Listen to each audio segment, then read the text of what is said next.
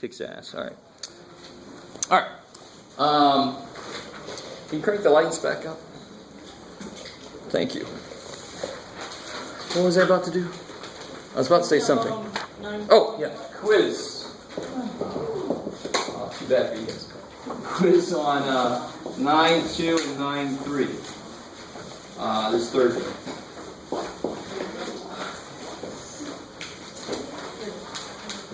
And having said that, can I ask a homework question? Hell yeah! See, that's what I was hoping. Maybe for some From 9-3? homework questions. 9-3 number. Number 51 about perpendicular. Oh yeah. How do you tell perpendicular? So parallel lines. Who can tell me something about parallel lines?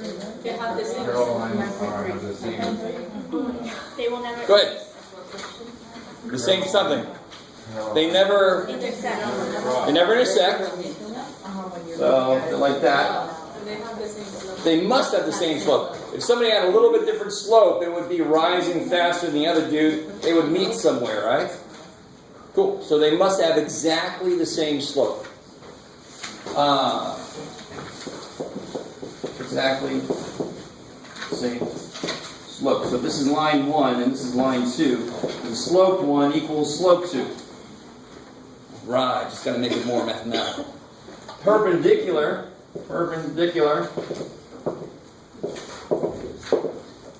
What does that mean? It means the slope is the reciprocal of the first line. Say it one more time. The slope is the reciprocal of the first line. Almost. They have They intersect how? Be very specific. This is not perpendicular. This is. So what's the difference? They have to meet at a 90-degree angle. I love it. You spoke well enough. I heard that. So it's perpendicular. They would have to meet at exactly a 90-degree angle. Not just meet, but meet at a 90-degree angle. Obviously, the slopes... Now, it's nice. You said reciprocals of each other. You're right. You're half right. But the slope here is positive. The slope here is negative, so they have to be negative reciprocals of each other. So if this slope was 3, this slope would have to be negative 1/3. Does this sound familiar at all? It should be something you've talked about before. Or maybe it's somewhere back there. You guys with me? So slopes, this is line 1 and this is line 2. In general, slope 1 would equal negative 1 over slope 2. They're negative reciprocal. So I like this. These are exactly the same. These are totally opposite. And how can two numbers be opposites? Different signs and flip. So totally opposite. Make it as opposite as you can. Change the sign and flip them. So if I had a line whose slope was, what do you got, Jeff? 2/7. What would the perpendicular slope be? Negative 7/2. Exactly. Cool. How are we doing so far? You guys with me? Okay, good. Now coming to your question, it says, where to go? Number 51? Yes. 51 gives you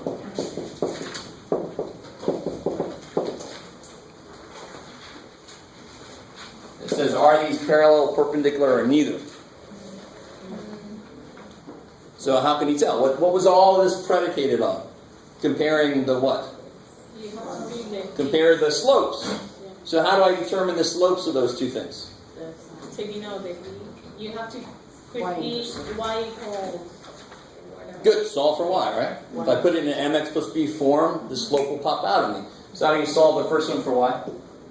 5 plus x plus 5 equals. Well, subtract x, right? So y equals negative x plus 5. Is that cool? Subtract x. How do you solve the second one for y? You get negative y equals negative x plus 1. Y equals. You divide by negative 1. Y equals x minus 1. So what's this guy's slope? Negative And what's this guy's slope? 1. So are they the same? No. So they're not parallel? Or are they negative reciprocals of each other? Yes. Right? They're obviously negatives of each other, right? And what's 1 over 1? 1. 1. Good. So 1 is its own reciprocal. So 1 over -1 is -1, and then change the sign, it's 1. So these are perpendicular lines. If you were to graph them, they would meet at 90-degree angles. In the book, it says something like if you multiply. Yes. If you multiply the slopes, you get -1. That's multiplying M2 up. To me, this is a nice way to kind of check, but it's not really a great way to remember. If I know one line slope, how do you find the perpendicular line slope? Negative reciprocal. So if they are negative reciprocals of each other, they're perpendicular. Right? So what about, let's see, what about these two lines here?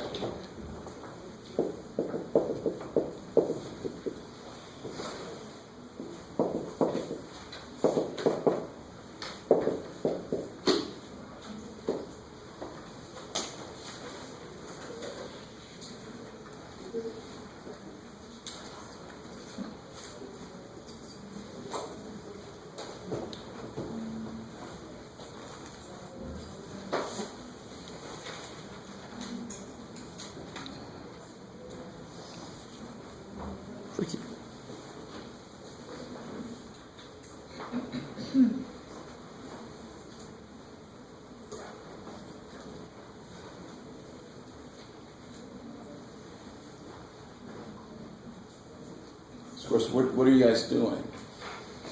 No, I want to make sure. You should be doing something, so it's okay. Well, what are you doing? What is my... What did we do over there? Solve for y, so that we could do what? Get the slope. So we can see the slope. So the whole intention here is try to get the slope, because then I can compare them. They're the same as parallel. If they're negative reciprocals, it's perpendicular. But they have the same sign, right? Good. Good thing to notice. I didn't necessarily want you to go the way, but hey. So how do you solve this for y? Minus 2x. Divide by 3. So the slope here is minus 2/3. Now how do you solve this one for a y? Subtract 3x. Divide by 2. So what's the slope here? So are these parallel or perpendicular? Neither. They're not negative reciprocals of each other, and they're not the same. They are reciprocals of each other, but they're not negative reciprocals. If that was negative 2/3, this would have to be positive 3, has to be perpendicular. So it's really weird to be parallel or perpendicular, because there's a whole ways to not be either one. You just have to not meet at a 90-degree angle. So there's a lot of neithers out there in the world. So if they're opposite, they're perpendicular. If they're totally opposite, so if they're negative reciprocals. So If this was negative 2/3, this would have to be positive 3/2. they would be perpendicular. Be perpendicular. If they're exactly the same, Then they're parallel, because neither one's going to run into the other. They both grow or shrink at the same rate, so they're both kind of going at the exact same. Then nobody's going to run into each other. And if they're not either, then they're just nothing. So they just meet somewhere, but not at a 90-degree angle. So these two meet somewhere. How do I know that they meet somewhere? They're not parallel. So they must meet somewhere if they're not parallel, but they just don't meet at a 90-degree angle. They're not perpendicular either. How we doing? Don't make terribly too much of that. But it will come up every now and again. Okay. Anything else from the homework? Yes. Page 579, 92, number 72.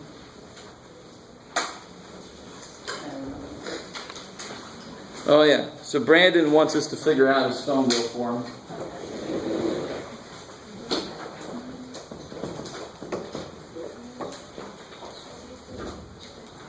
So this is page 579, section 9.2, number 72. So Brandon pays $4.95 a month for a long-distance phone service that offers a flat rate of 7 cents a minute. All right, let me stop right there. You guys with me? We haven't done it yet, so I guess. 1 month, his total long distance phone bill was $10.69. So 1 month total bill was, what was it, $10.79? 69. So, how do you put all that stuff together? What's my variable going to be? Long distance. I like it. X is a good number. What's it represent, though? Long distance. Number of long distance. Not quite. The extra amount. The minutes. And you can see it from the question, right? How many minutes? I know how much the minutes cost. No, I know, I'm not asking, I'm saying that's in the variable. But it won't be the variable because they know how much they cost. The variable, the unknown, is how many minutes did he actually talk on the phone, right? Yes, exactly. Because that's what it asks, right? Just to get right down to it. You can look at the question and give you a good idea what the variable is going to be. The number of minutes is what I don't know. So if I let X equal the number of minutes, how do I put together, what's he got to pay even if he doesn't make any phone calls? $4.95. So I got to put that down. It's got to make $4.95. So this $10.69, where did it come from? It came from him paying this plus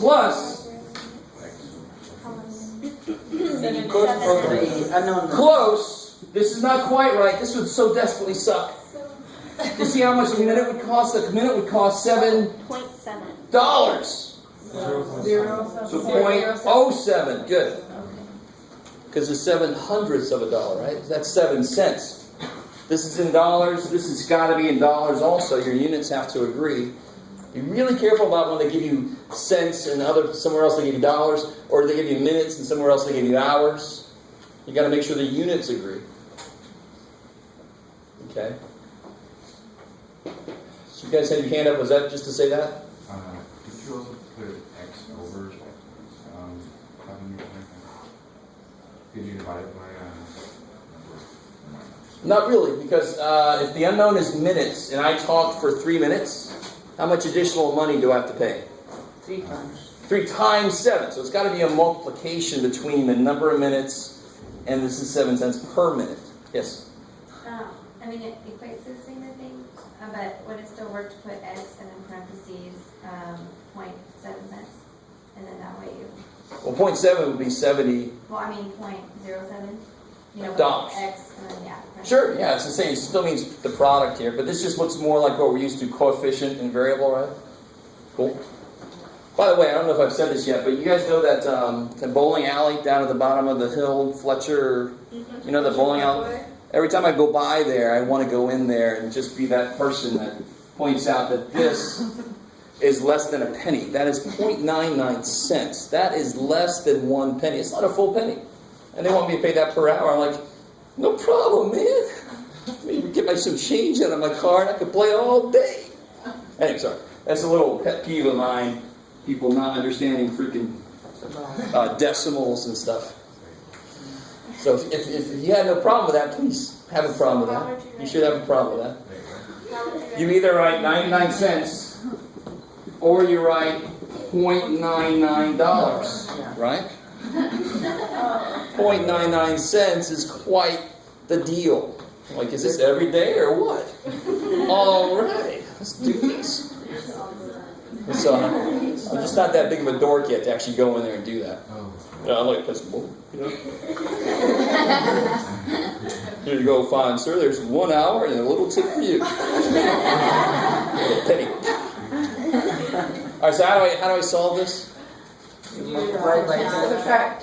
Yeah, you could kill the decimals, but if you really wanted to, you can multiply everything by 100 and move the decimal twice. But there's not a lot going on in this equation, so I would actually recommend not even worry about that. subtract the 495? Yeah, exactly. So subtract 495. So you get 0.07x equals 5.74. Yeah. 574. Yep. And then divided by. And then divided by 0.07. 82, yeah. Right? 82 what? Minutes. Minutes. Cool. not 82 cents, not 82. Look back at what you define X to be. Don't forget your units, because I'm going to be a total dork and put 82 years. So 40th year. Yeah. Sorry. All right. I still have another one. Oh, let me get somebody else and then I'll come back to you. Yeah. I was just gonna ask on like test and quiz, do you want us to define that like 80, like our, my last math teacher, they want us to put actual 82 minutes, you know? Yeah, just like that. At least that. If you just put 82, I'm going to at least be a dork, but I probably will take off points if you do it in a couple places. Units are stupid important because they're just the last check to make sure you understand what the hell's going on physically. Right? I know math is all about numbers, but it does relate back to the real world. Right? Okay. That's a classic problem. A base amount of money. So if you call the plumber, it costs some money just to get them to your house, plus some money per hour from the work, right? So this is that you could set up, and you paid $180. How long was he at your house? There you go. There's a problem right there. Right? I don't know why you don't know. Did you go somewhere else? I wouldn't leave this person alone in my house. Right? You should know how long they were there. All right. Anything else from homework? Yes, and I'll come back to you. 66. I just don't remember. In 9-2? Yeah. All right. I bet you're not alone in that. This is section 9-266. It says, the sum of 3 consecutive integers.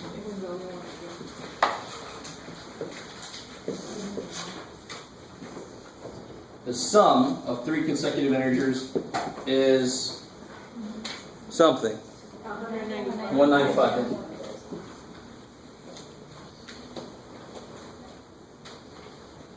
So I gave you guys that word problem handout. Did I do that? Yes. Okay. So remember the first step, the most important step. There's no real picture I can draw here, right? So I don't need that step. But the most important step is identifying how many parts there are to the problem. Now here, obviously, how many parts are there? 3. And what are they? The first number. First number? Second number. Second number? Third number. And the third. That's incredible. So once I identify the parts, these are all the English names that I have to give math names to. Because I don't want to build up a formula out of these names. I want to build a formula out of variables that I can do stuff with. Right? And these are all related somehow. They're not going to be X, Y, Z. No, if the first integer was 28, the second one has got to be 29. How'd you get to 29? You added 1. So what is the first number? X. Yeah, because I don't know. What's the second number got to be? Plus 1. X plus 1. X plus 2. X plus 2. 2. If they were 3 consecutive even integers, what would be different? This would be X. X plus 2. X plus 4. Now let me freak you out. If they were odd integers, X plus 1. X plus 2, X plus 4. How far apart are 2 consecutive odd integers? Well, give me an odd number. 3. What's the next one? 5. How far apart are they? You still add 2. If you start at an odd number and add 2, you end up at another odd number. If you start at an even number, you end up at an even number. So they're both going to be X plus 2, X plus 4. They're all separated by 2. Wait, what's separated by 2 odd? If this would have said consecutive odd integers, Okay. this would have been X plus 2, X plus 4. People key in on that odd thing and think that's supposed to be odd numbers. No, they're separated by 2 still. Yeah. Is it still acceptable to do like X plus 1 and then X minus 1? Oh yeah, X minus 1, X plus 1, like that? Yeah. Exactly. As long as you capture this, whatever that is, this is 1 bigger and that's 1 bigger still. I don't care. You can even call this X minus 80, X minus 79, X minus 78. I'm not sure why you'd want to do that. You actually end up at the right answer. Believe it or not. Because the next step is what guarantees you'll get the right answer no matter what. These 3 things, whatever the hell they are, they're all 1 apart. They have to do what? Add to 195.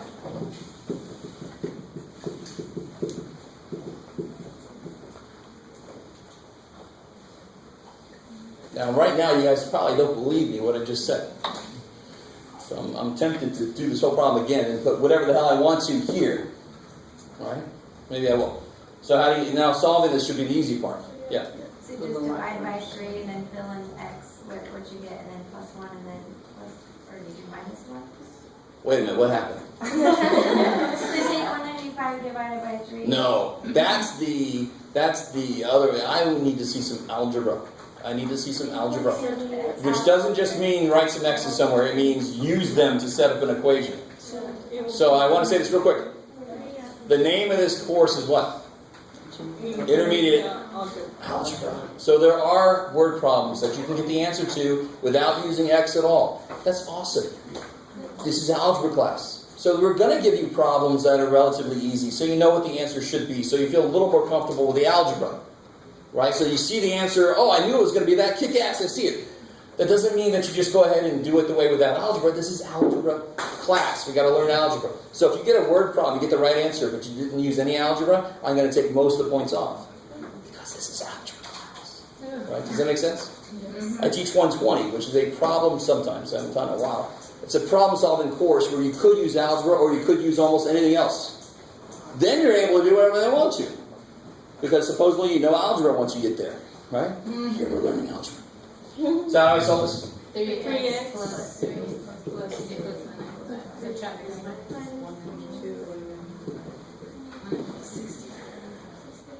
64. So this is 64, right? X is 64. 65, 66. And how do I know it's true? you are. Add them all up. Make sure it does what it's supposed to do, right? What units? No, you. No units. All right, that's one place. It's just numbers. I couldn't be a dork and write something. Choose. No, there's no units. Real quick. That's done. Are you guys cool with that? I just want to show you. Real quick. If I would have called the first number, if I really wanted to, x minus 100, what would the second number have to be? Minus 99. Yeah, one bigger, right? And what would the next number have to be? 98. So then if I add these up, they're supposed to do what? They're going to have to equal 95, right? Stay with me now. No, I just really want you to understand. We're done with this problem. I'm doing exceptionally weird stuff that I desperately want nobody here to ever do. But the math can handle this. As long as the relationship between these is true, the equation you set up will come out with the right answer. Period. So this is kind of cool. I get 3x minus... You want to see something cool? 100 is 300. Right? Right. That's 1 less, that's 2 less, so 3 less than 300 is 297, so minus 297. Stay with me now. Would anybody ever do it this way? No. Hell no. So just sit there and watch. Don't even write this down. You Add 297. 3x equals 3, 4.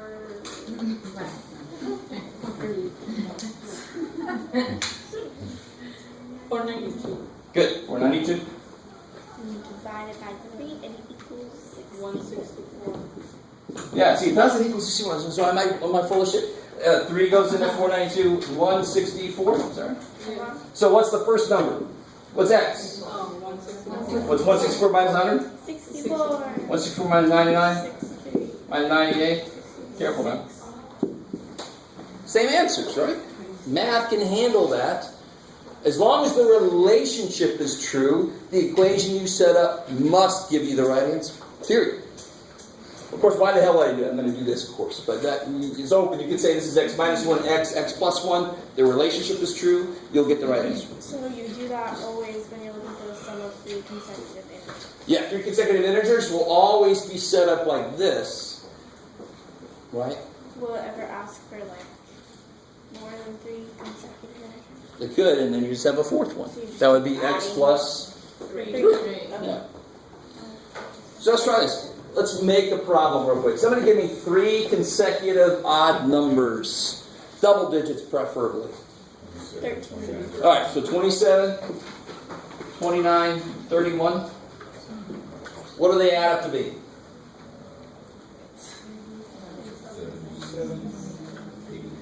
87, 87. 87. Yes.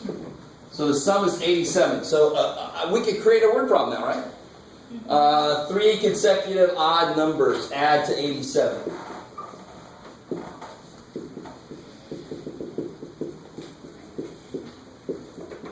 Find the numbers, right?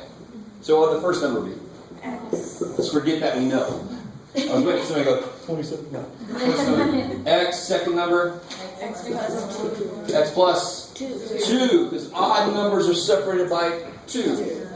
And the third number would be X plus 4. X plus 4. So the relationship is true. Therefore, the equation I set up must come out with the right answer. So, of course, to get this, what would I do? Add them all up. Equals 87. So I get 3x plus 6 equals 87 minus 6 is 81 divided by 3. 27. so 27, 29, 31. That's what we started with.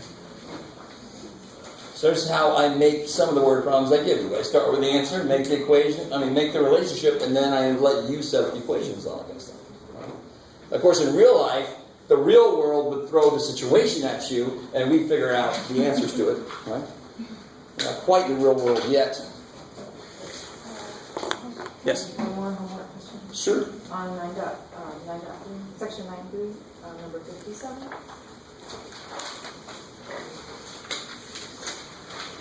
Okay, let's see. This is a function question.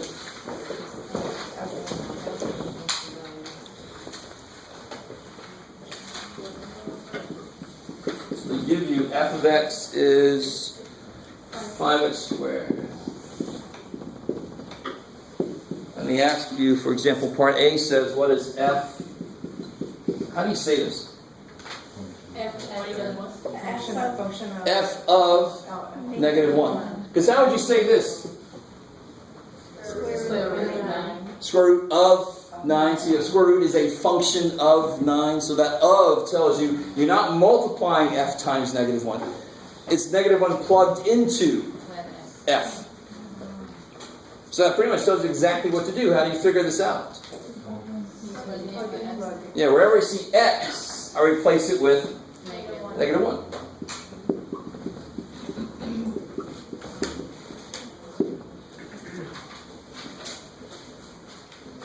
And then you just got to be careful to do the computation correctly. Square negative 1, I get 1 times 5. 5. So I get 5 minus 2. 6. Cool.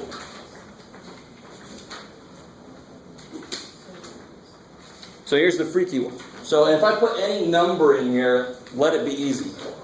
Right? So put a 9 in there, you put a 9 in wherever it says X. So what if I put a letter in there or something? Even. So what if I said, this is just part B. Because their part C has a number in it, a letter in it. So what if I said, what's F of W? 5w squared plus 2w. Yeah, on one level, just let it be easy. F of X is 5x squared plus 2x. So F of W must be 5w squared plus 2w plus, you just replace the X with whatever the hell. So that would just be 5w squared plus 2w plus 3. What's F of X plus H? 5x plus h squared. Yeah, so here you're going to put what? X plus h. X plus H. Squared. Plus 2. twice X X plus H plus 3, and then you can FOIL this out and distribute that and all kind of stuff. But normally it's the substitution that people have trouble with. It's so single-minded. Whatever's there goes wherever you see X. That's it. And then you simplify whatever it is. So let it be easy. That's the purpose of function notation. Okay, maybe. Cool. So maybe I can come back to you. Where you at? So page 588. You're doing okay. 45. It's from 93. 5 what? Sorry? 588. 88. Number 45. 45. Oh, good. All right.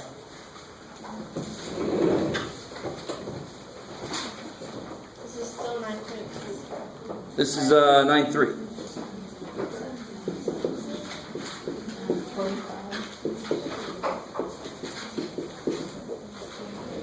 All right, let me do a little side note here. What's the slope of that line? Zero. Beautiful. It's physical, right? Slope is one of the few things that in math and in the physical world means exactly the same thing. I hope that this floor has a zero slope, or else things are going to slide off. Like the camera, it can take it. So that's got zero slope. What about this? Undefined. Good, undefined, or somebody else knows something else? Infinite is another possibility, but undefined is perfect. Holy crap, Jeff. Use English. There we go. Undefined slope, and this is zero slope. Not no slope. Don't say no slope. That's freaky. It's undefined there. Now, let's take another step here. Which variable controls moving left and right? X does, right? If I make X1, I move here. If I make X2, I move here, right? So X is all about moving left and right. So which variable cannot change on this line? Is that a weird question? Y can't change. Y's got to stay 2. So guess what the equation of this line is? Y is 2. Because what's it say about X? It doesn't say a damn thing about X, right? So what can X do, and what does X do? It's everything. It just goes crazy. So what do you think the equation of this line is? X equals 2. So any X equals equation, it can't move left or right because X is fixed. It can only move up and down. Any Y equals equation, exact opposite. It can't move up and down. It can only move left and right. So this kind of line is this kind of line, so the slope is undefined. You guys with me? So those are special cases that don't go along with mx plus b really well. If you try to force it into that, it's going to freak out. You just got to remember, if one of the variables is missing, you're in one of these two special cases. Does that sound familiar, or does that make sense if it doesn't sound familiar? Are we supposed to know that just by seeing? Yes, you are. So if it's just up and down, we know that it means X. Yeah, so if I said, what's the equation of this line? The X equals negative. No. And Y equals negative 4. Y has to stay negative 4. Oh, okay. Yeah. Because every point on there has a similarity. This is the point 1, negative 4. This is the point 2. So what's true about all those points? Y equals negative 4. That is this guy's equation. An equation is a description of what the line does. That's the best way to describe that line, isn't it? What's that line doing? It's always a negative 4. Okay. I understand. So what's the answer? Yeah, undefined. Because x equals is straight up and down, vertical line. Y equals horizontal. So if you try to memorize that, just remember y equals something. It can't go up and down. It's set, so it's got to go like this, right? Which will always be 0. Which will be a 0 slope. Cool. So if we get a y, then it's a 0 slope, no matter what. Yeah, if you're missing x, you get y equals, and it's line. It's got to be a 0 slope. It's 2 options. Yeah, for these special cases, just 2 options, right? 50-50 chance if you're not sure. So how you feeling lucky? So y equals is always going to be a horizontal line, and x equals is always going to be a horizontal. A vertical, No, yeah. vertical line. I love it. Like the opposite. Yeah. All right, so anything else from homework? He's like looking at the clock. So if there's nothing else, I want to get back into 9.4.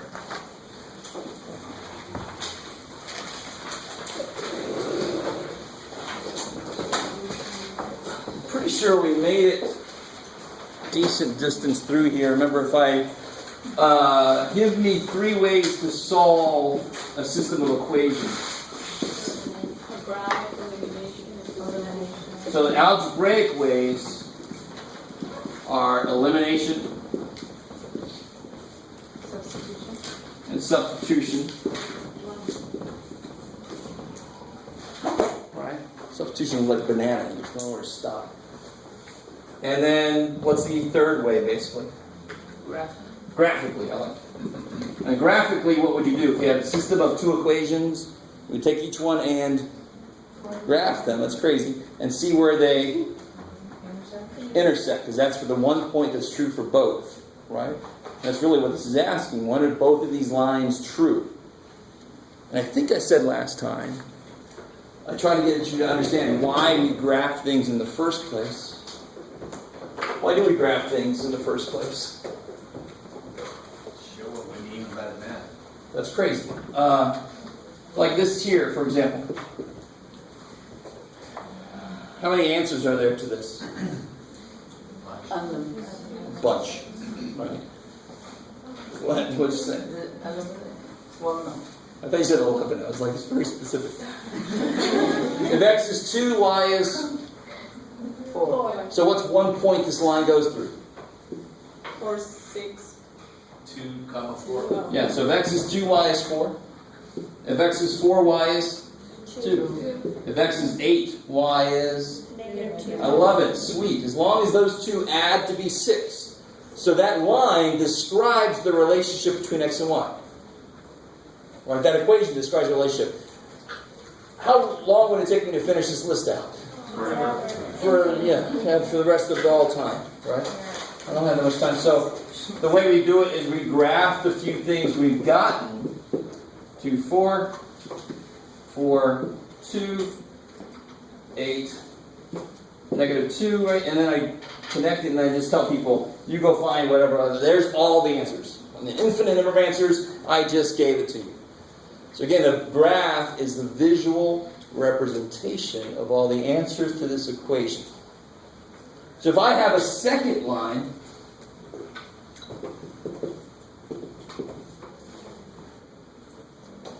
the answer to this is actually up on the board. Not only must x plus y be 6, so here's 3 examples we found, and of course there's an infinite number of more answers. But also they must subtract to be -2. Which one is the answer? Yeah, 2 minus 4 is... So I know that if I graph this, it's got to hit that line at this point. Are you guys with me? So what's another point for that? This has got the point 2, 4. Actually, let me do this a different way. How do you solve this one for y? -2 minus x. Yeah, if I subtract the x and divide by -1, comes that, right? How do I, what's the slope of that line? 1. 1 over 1. And what's the y-intercept? 2. So from here I go up 1 over 1, right? Up 1 over 1. And see, where did I hit it? 2, 4, the point that makes this work also. There you go. How are we doing so far? So a lot of you guys know how to solve these, but I just don't know what your base is in on why what makes sense about it. When you answer these questions, no matter how you solve them, they should be in the form of a point, because that's the answer. It's where they meet. It's the point where those meet. Okay, cool. So let's do some. I think last time we did a substitution method, and then we sort of did a quick elimination method. So let's do a harder elimination method, just to see if we remember how to do this.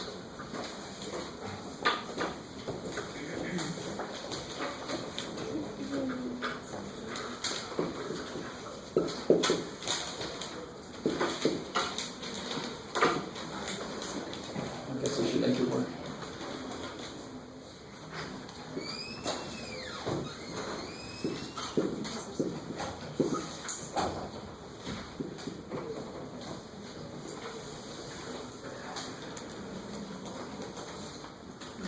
So this is elimination?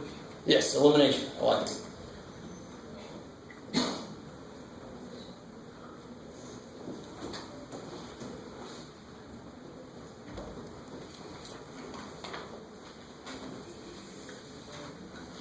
Let's see, if I add them together right now, will it do any good? What doesn't happen that I want to have happen? None of the variables die. Right? I want to kill one. I got 2 of them. It's too many. You got to kill one of them. So what sucks is, like, if that was what? If this was a 2 here, these two would cancel, right? So I'm going to take the second one and do what to it? Multiply it by 2. Why am I doing that? So that I'll have a 2 here so that these two would cancel when I add them. Yes, sir. I like that. You ready? Hold on. You're cool with me multiplying this by 2, right? Right. Okay. We do that. Good. The biggest mistake is people forget that poor little dude, right? And then you get really, really weird answers. I'm sorry, why are you multiplying it by 2? So that these two now, let me pull this guy down here. So I don't have to do anything to him. What would happen if I added these equations together? The y's would, and having one variable is awesome because then I can solve for it. Now your question's really, really good. I love it, and students very often don't even ask this. And I always explain it, but I like that you ask them, why the hell can I do that? How can I add equations together? Well, if I add 6 to this side, I better also add 6 to that side. But isn't 6 equal to this? So if I add 6 to that side and this to this side, I am adding 6 to both sides. I've got to add the same thing to both sides. This is 6. That's why I'm allowed to add these together. Wait, I was talking about multiplying the whole equation, but you can do that? Of course you can, right? We know we can do that. You're like, no, I didn't know that, Jeff. Obviously, I'm asking. But if I said solve this for y, Well, right. you're going to eventually divide by 2, right? Right. I can certainly multiply by 2 if I wanted to. You with me? Yeah. And if I ever have a reason to multiply both sides of an equation by something, I can totally do it as long as it's not 0. I can't multiply both sides by 0. So why would I want to multiply by something? Because if only there was a 2 there, this would actually be really nice. So you're just trying to get those two to equal or opposite of each other. Exactly. So that's why I didn't do the x's. That's what I was like, wait. Why would the x's kind of be worse? Then you have to multiply one by Yeah, what's the LCD of these two? It's actually the same idea as LCD. 15. You have to multiply this by 3 and this by 5. You have to multiply both of them by something to make the x's die. So I'd rather make the y's die. He's a 1. He can become whatever the hell I want him to. So I always got to look for that. How are we doing so far? So the whole point here, yes, sir. Why do you, I mean, you wrote down the 1 and 2, so wasn't that 2 separate questions to begin with? No, this is a system of equations. It's not 2 separate questions. But I do label them as equation number 1 and equation number 2. I didn't see the bracket there, so I thought you lost me. And real quick, all right, here's the background to this. If there's a lot of stuff I don't know, right, a lot of separate things I don't know, one thing to learn is probably not going to do it. So, if, for example, if I said I was twice as old as you are, which very well could be true, is that enough information for you to tell how old either one of us is? No. Of course it isn't. It's just one relationship. I'm twice as old as you. If you're 21, I'm 42. If you're 18, I'm 36, right? So please be very young. I have to give you one more piece of information because how many things are there you don't know? 2 things. So how many things are there that I don't know in that equation? 2. So if I give you 2 pieces of information, 2 separate pieces of information, you should be able to tell me the answer. X, Y. You should be able to figure out both unknown things. You with me? So this is a system of equations. Not equation, a system. And together they can come out with one answer. Unless I said this, you ready? If I said, I'm twice as old as you are. Oh, you need more information? He's half as old as I am. Did I give you more information? No, it's the same piece of information. So sometimes you'll get equations that won't lead you anywhere because they're actually the same damn thing. One is twice the other one or something, right? In this case, we're going to get an answer. These are not related at all.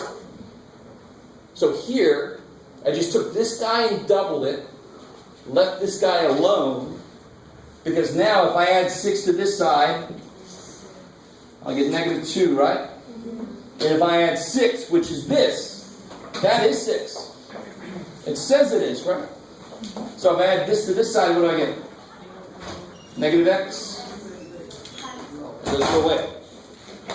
So now what's x? 2. Yeah.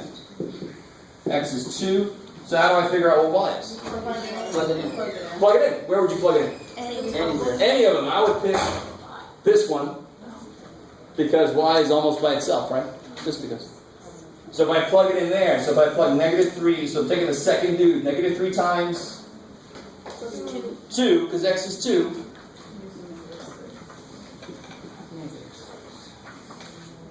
Good, -6 plus y is -4. So y equals 2. So if you stop there, I'm okay, but technically what should your answer look like? 2, 2. It should look like a point, because these are lines that would meet at the point 2, 2.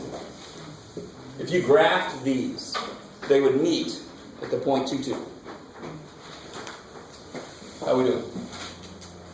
Something -4 up top there. Yeah, is that a 4? Yes, because it was from here, right? Okay. So this is the second equation, and I'm just filling in what x is, yeah. Okay. Cool. Once you know one variable, you plug it back in to figure out the other variable. Right? Okay, cool. So I was thinking about like a detective working a case. What are they always looking for? They come in and the dead body. Who killed him? I don't know. Shit. I don't know what time it was. I don't know who was around. I don't know anything. So you start collecting evidence. And very often you need a lot of evidence because there's a lot of shit you don't know. Right? So we have 2 things we don't know. I need 2 pieces of evidence to put together to get the answer. Okay.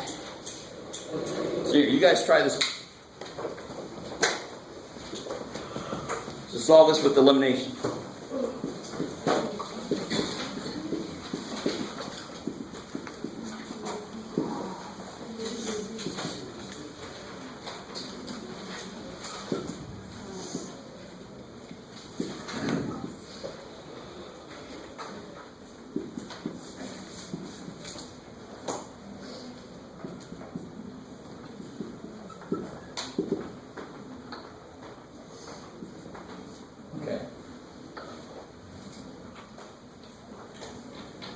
That'll work good.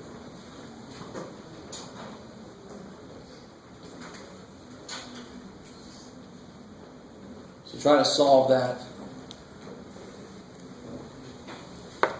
Or just hang out and wait until other people do it. That's probably the worst option.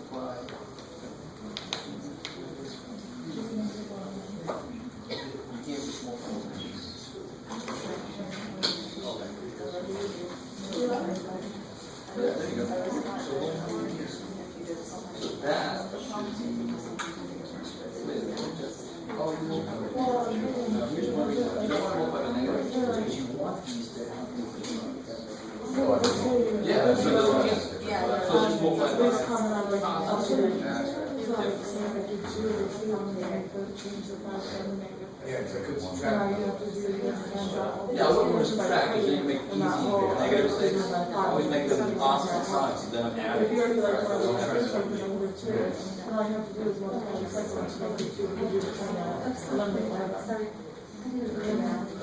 The substitution of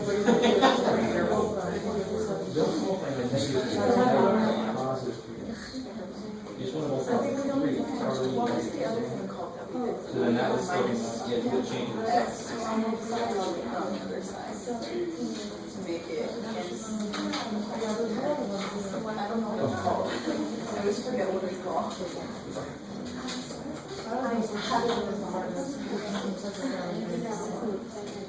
I don't think.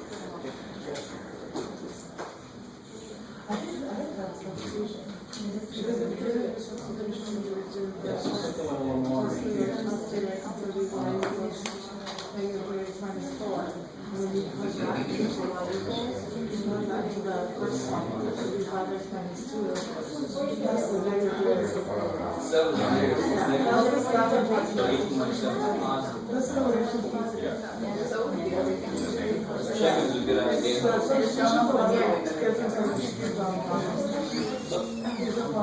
Yes. Close. Yeah, almost. One of your signs is off. Yeah. So then plug that back in. Either one of these can solve for X. Once you know one of the variables, you can plug that back in to figure out the other variable.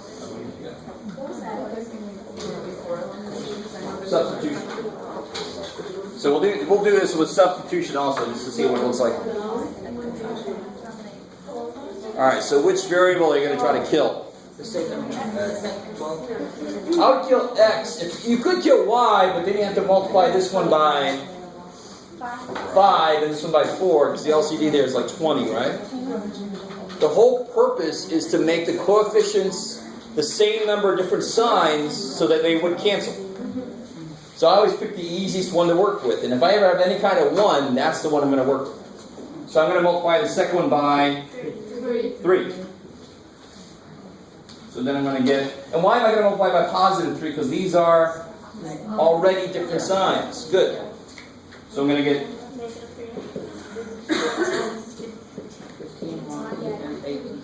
Good. So multiply each one by 3.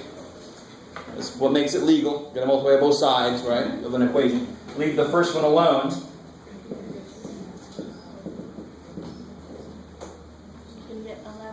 Yeah, so you get 11y equals, which looks really, really good. So y equals 1. And to figure out what x is, just plug it in. Yeah. So if I pick the second one, negative x plus 5 times 1 equals 6.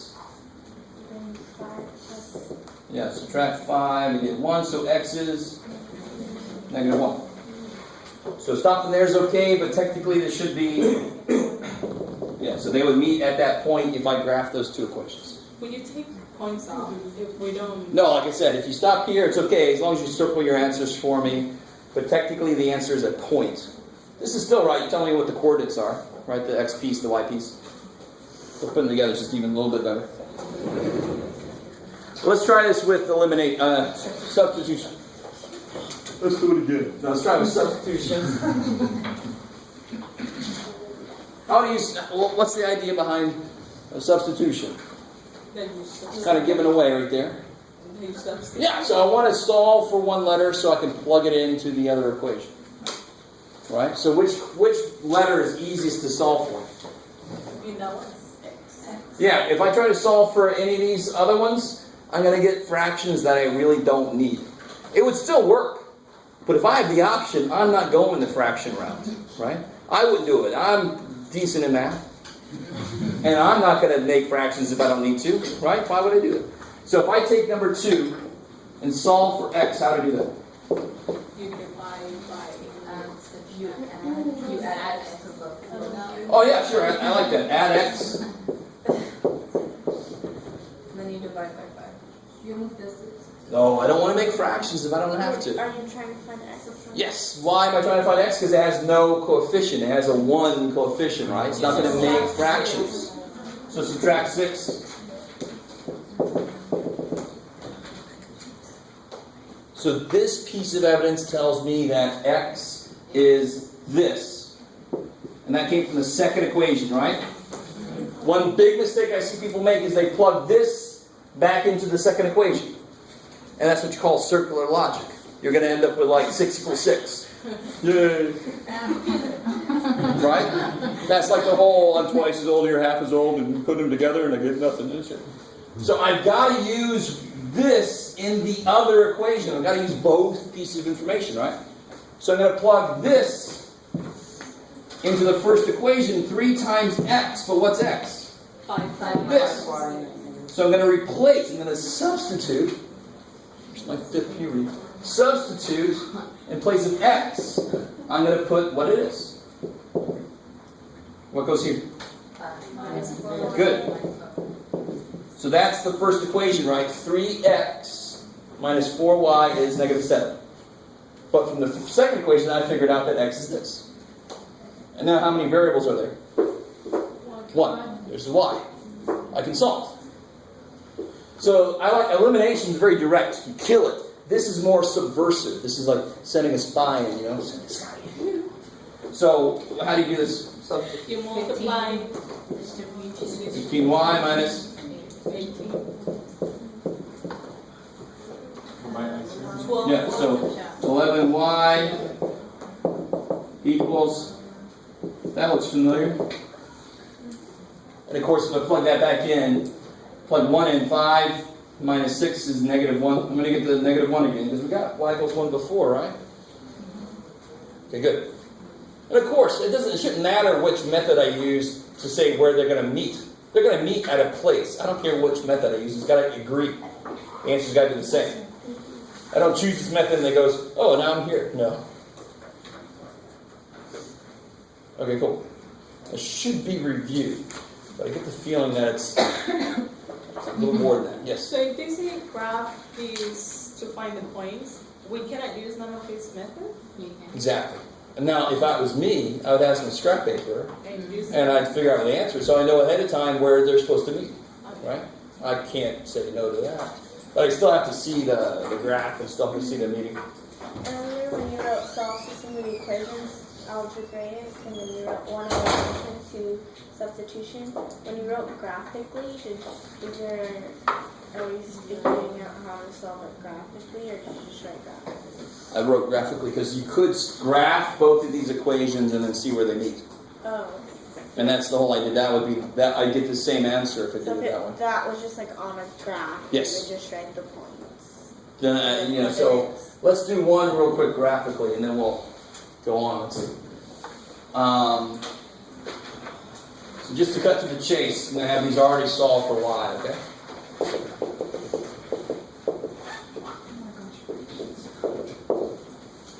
Oh, let's see. 3x. That'll work. Yes, that'll work. Okay. So, of course, to make the problem, I just picked something for x and y, and I just make this true and make this true. So I know what the answers are going to be already. And here's a little suggestion for you. So if the instructions say solve this graphically, you obviously want to get y by itself, so then you can see what? The slope. Slope and the y-intercept, right? So to graph the first dude, I graph the first dude in blue. All right, here's the first dude. What's his y-intercept? 5.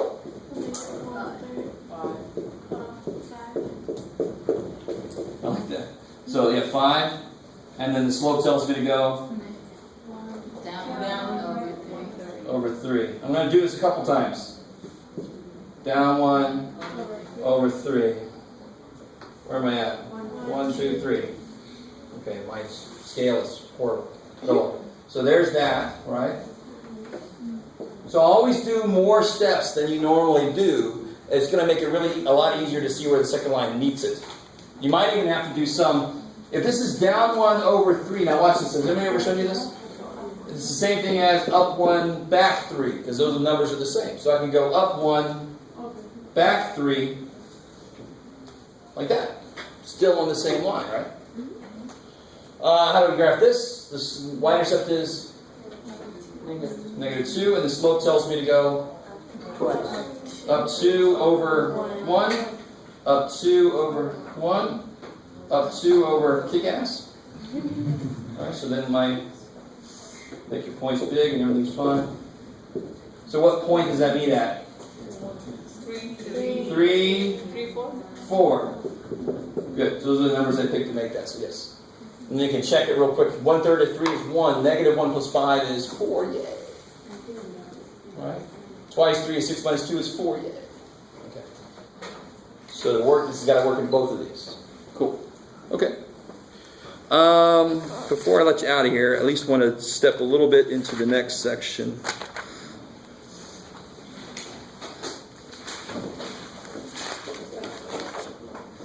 Or do I? Do I really need to?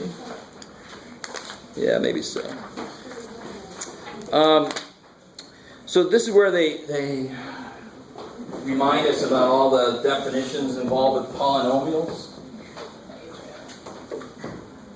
What is that? So tell me, what is a polynomial?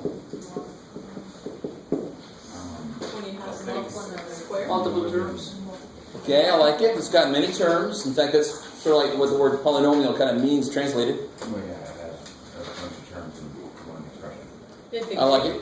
When it has degrees of x. Degrees, I like it. So that word's going to come up, and that's related to the powers.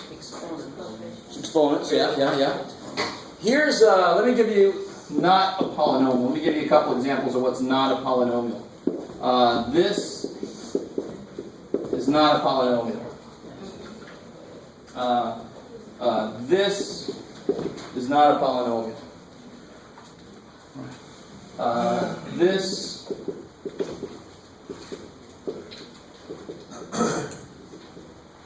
not a polynomial. Why? I'll tell you this, here's the key. The powers on the variables must be whole numbers. And the reason we do that is, if I know I have a polynomial, I know I can put whatever the hell I want to in.